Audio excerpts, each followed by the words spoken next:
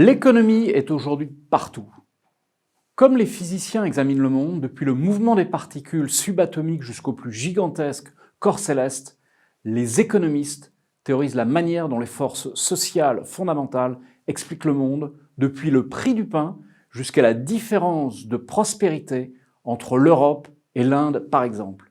Dans cette première vidéo, nous présenterons les principales théories économiques qui ont façonné ou façonnent le monde. Nous argumenterons à partir des trois piliers fondamentaux qui sont le courant libéral, le courant marxiste et le courant keynésien. Tout d'abord, il faut bien comprendre que l'économie est en fait une branche des sciences dites sociales.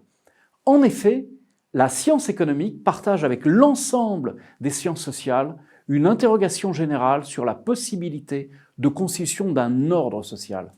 Dans un second temps, la science économique décline cette interrogation générale en un questionnement particulier sur le processus de formation des grandeurs économiques, c'est-à-dire en y ajoutant des métriques et des outils de mesure spécifiques. L'histoire des réponses apportées à ce questionnement peut alors se faire soit du point de vue de son origine à la période classique avant XXe siècle, en examinant le facteur richesse, soit à la lumière de la théorie économique contemporaine, en différenciant les choix économiques possibles. Dans les deux cas, on cherchera la meilleure manière d'éclairer des débats théoriques contemporains par la formation et l'observation des grandeurs économiques. Commençons tout d'abord par le courant libéral. Il se compose de deux branches, l'une classique qui apparaît à la fin du XVIIIe siècle, l'autre néoclassique à la fin du XIXe siècle. Le courant libéral classique naît avec la société industrielle. La publication en 1776 par Adam Smith des recherches sur la nature et les causes de la richesse des nations est contemporaine des différents perfectionnements industriels, dont la machine à vapeur est le plus emblématique. Les années 1870-1874 sont aussi importantes, car le classicisme légué par Adam Smith évolue grâce à la technique du calcul à la marge et la théorie de l'utilité. Les principaux acquis de cette théorie sont l'individualisation des agents économiques, l'affirmation de la liberté économique et la permanence de l'équilibre économique, en quelque sorte une machine toujours bien huilée. Le terme néoclassique désigne quant à lui des économistes qui travaillent dans les champs économiques de l'équilibre général, indépendamment de leur idéologie respective. Ils ont ainsi mathématisé et scientifisé le courant classique en cherchant des explications aux phénomènes économiques au niveau des comportements microéconomiques des individus, généralement appelés agents économiques.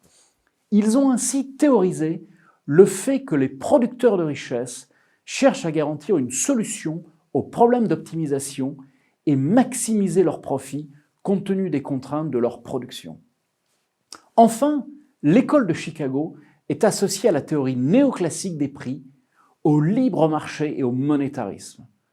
Les théories de l'école de Chicago sont à l'origine des politiques économiques des principales banques centrales et de la Banque mondiale au milieu des années 80, qui ont conduit notamment à la privatisation de nombreuses entreprises publiques.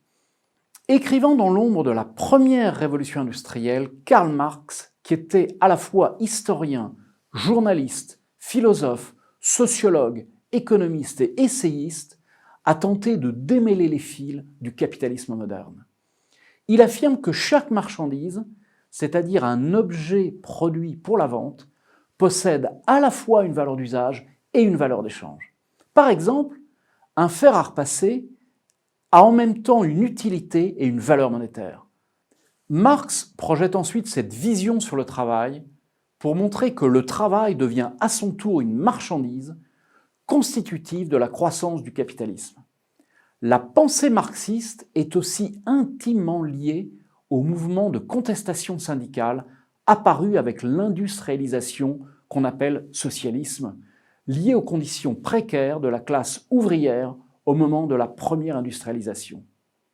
Il faut savoir que les décisions des agents économiques ne sont pas coordonnées.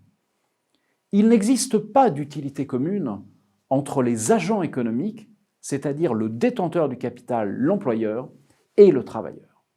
Cependant, lorsque la valeur d'usage de l'ouvrier s'ajoute à celle des machines appartenant à l'employeur, les marchandises produites valent davantage que la valeur d'échange du travail humain.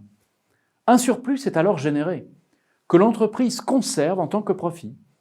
C'est selon Marx l'origine de l'exploitation de la classe ouvrière. Il en résulte que production et consommation sont des opérations disjointes chez Marx, qu'il faut contrôler pour éviter cette exploitation d'une classe par une autre. La théorie générale de l'emploi, de l'intérêt de la monnaie, est la principale œuvre de l'anglais John Maynard Keynes. Publiée à Londres en 1936, la théorie générale est avant tout une théorie de l'emploi. C'est parce qu'elle offrait une solution plausible à l'angoissant problème du chômage. N'oublions pas que le taux de chômage est supérieur à 10% en Grande-Bretagne à cette époque, qu'elle fut fort bien accueillie en 1936 après la Grande Dépression. Aussi, la révolution keynésienne ne propose pas seulement un nouveau cadre analytique, mais dérive de celui-ci la nécessité d'une intervention de l'État pour assurer le plein emploi. Elle implique donc une politique de régulation globale. D'autre part, cette nouvelle approche est fondée sur une critique du marginalisme, c'est-à-dire qu'elle rejette l'idée selon laquelle une économie de marché est capable d'établir spontanément le plein emploi. Mais aussi au niveau des prémices analytiques, c'est-à-dire que le rôle des ajustements par les prix est négligé au profit des variations du revenu global. Rappelons que le début du XXIe siècle a été marqué par une grave crise financière commencée en 2008.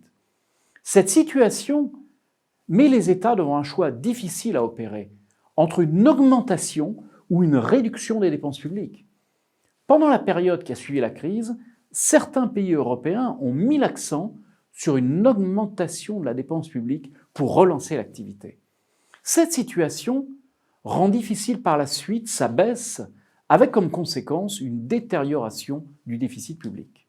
L'augmentation de la dette est donc du poids des impôts pour les agents économiques. Pour conclure, retenons donc les trois principaux courants de pensée économique qui ont façonné le dernier siècle: le courant libéral, le courant marxiste et le courant keynésien. Ces trois courants sont liés ou s'opposent violemment.